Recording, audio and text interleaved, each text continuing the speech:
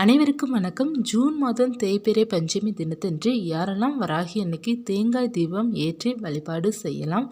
தேங்காய் தீபம் ஏற்றுவதனால் நமக்கு என்ன அதிசயங்கள் நடக்கும், அதன் மூலமாக நமக்கு என்ன நன்மைகள் கிடைக்கும் அப்படிங்கிறத இந்த பதிவில் பார்க்கலாம். வராகி அன்னைக்கு பார்த்திங்கன்னா பொதுவாக தேய்பிறை பஞ்சமியும் வளர்பிறை பஞ்சமியும் ரொம்ப சிறப்பாக இருக்கும்.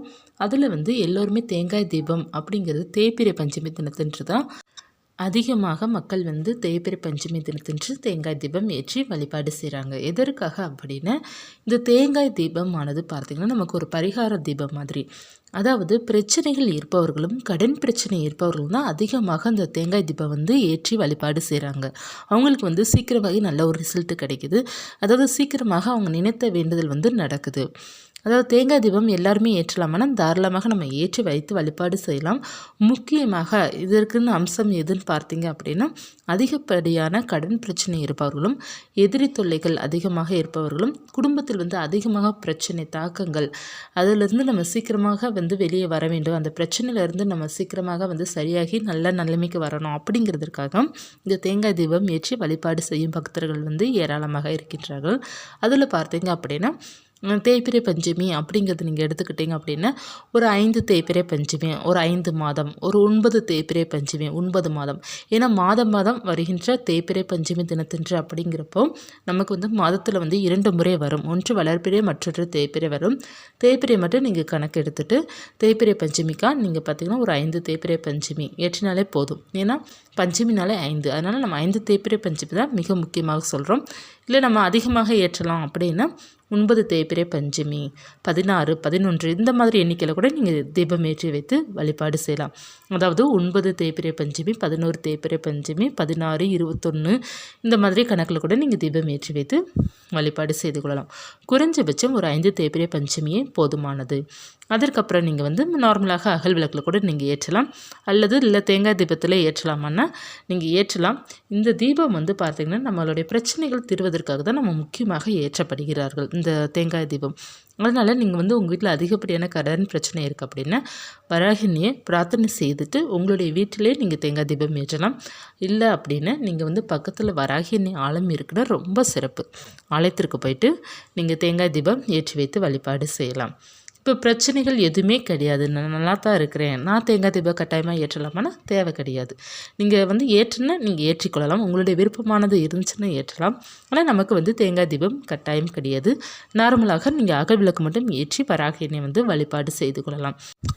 எந்த தீபமே நம்ம கட்டாயமாக ஏற்றணும் அப்படிங்கிறது இல்லை. இந்த தேங்காய் தீபமானது பார்த்திங்க அப்படின்னா நிறைய பேருக்கு ஏற்றி அவங்களுக்கு நிறைய நல்ல பலன் அடைந்தவர்கள் ஏராளமாக இருக்கின்றார்கள். அது கோவிலையும் சரி வீட்டிலையும் சரி. வீட்டில் தேங்காய் தீபம் ஏற்றலாமா அப்படின்னா வராகி அன்னைக்கு தேங்காய் தீபம் தாராளமாக வீட்டில் ஏற்றி வைத்து வழிபாடு செய்யலாம். உங்களுக்கு விருப்பம் இல்லை என்றால், ஏன்னா நிறைய பேர் வீட்டில் தேங்காய் தீபம் ஏற்றக்கூடாது, எலுமிச்சப்பழம் தீபம் ஏற்றக்கூடாது அப்படிங்கிறது சொல்லுவாங்க இல்லையா. ஒரு சில பேருக்கு அது ஒத்தும் வராது. ஒரு சில நேரம் அவங்களுக்கு என்ன ஆகும் அப்படின்னா நல்லா தான் இருக்கும். சம்டைம்ஸ் அவங்களுக்கு விதிப்படியே அவங்களுக்கு அந்த நேரம் சரியில்லாமல் இருக்கும். இருக்கிற நேரம் பார்த்து நீங்கள் இந்த தீபம் ஏற்றி வைத்திருப்பீங்க. அந்த நேரம் உங்களுக்கு ஏதாவது ஒரு பிரச்சனை வந்துருச்சு அப்படின்னா இந்த தேங்காய் தீபம் தான் காரணம், இந்த எலுமிச்சப்பழ தீபம் தான் காரணம் அப்படிங்கிறது சொல் வந்துடும். அதனால் இந்த தீபம்லாம் பார்த்தீங்கன்னா உங்கள் வீட்டில் பெர்மிஷன் கொடுக்குறாங்க, உங்கள் வீட்டிலேருந்து ஏற்றலாம் அப்படிங்கிறது விட்டாங்க அப்படின்னா நீங்கள் தாராளமாக ஏற்றலாம். அப்படி இல்லைன்னா நீங்கள் கோவிலில் போய்ட்டு ஏற்றுவதே ரொம்ப சிறப்பு. நம்ம வீட்டில் இருக்கும்போது நார்மலாக அகல் விளக்கு, குத்து விளக்கு, காமாட்சி அம்மன் விளக்கு மட்டும் நீங்கள் ஏற்றி வைத்து கூட வழிபாடு செய்யலாம். இப்போ வராகி அன்னைக்குன்னு பார்த்தீங்கன்னா தனியாக அகல் விளக்கில் ஏற்றினா கூட போதும். தாய்க்கு அகல் விளக்கு தான் ரொம்ப சிறப்பாக சொல்லப்பட்டிருக்குது.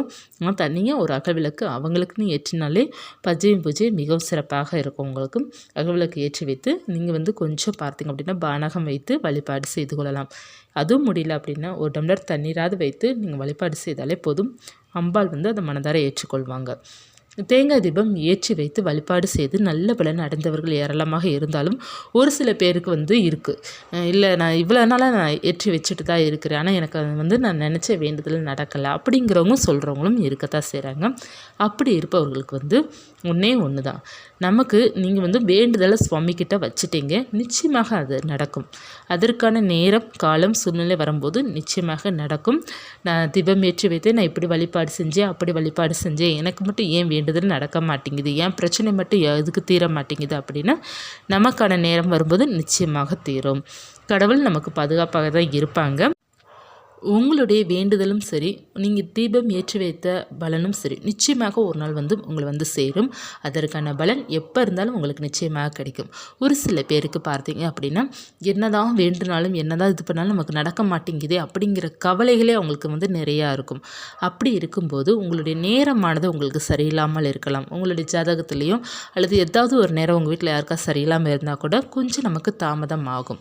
அதனால் நீங்கள் வந்து கடவுளை கோச்சிக்கிடணும் அப்படிங்கிறதுலாம் கிடையாது. நிச்சயமாக உங்களுடைய நீங்கள் செய்கிற புண்ணியமோ அது நிச்சயமாக உங்களை வந்து சேரும். ஒரு விளக்கேற்றி வைத்தீங்க அப்படின்னா அதற்கான பலன் நிச்சயமாக உங்களுக்கு கிடைக்கும். என்றைக்குமே பார்த்தீங்க அப்படின்னா கடவுளுடைய வழிபாடு என்றைக்குமே தோற்று போனதில்லை. என்னைக்காவது ஒரு நாள் நமக்கு அதுக்கு வந்து வெற்றி நிச்சயமாக கிடைக்கும்.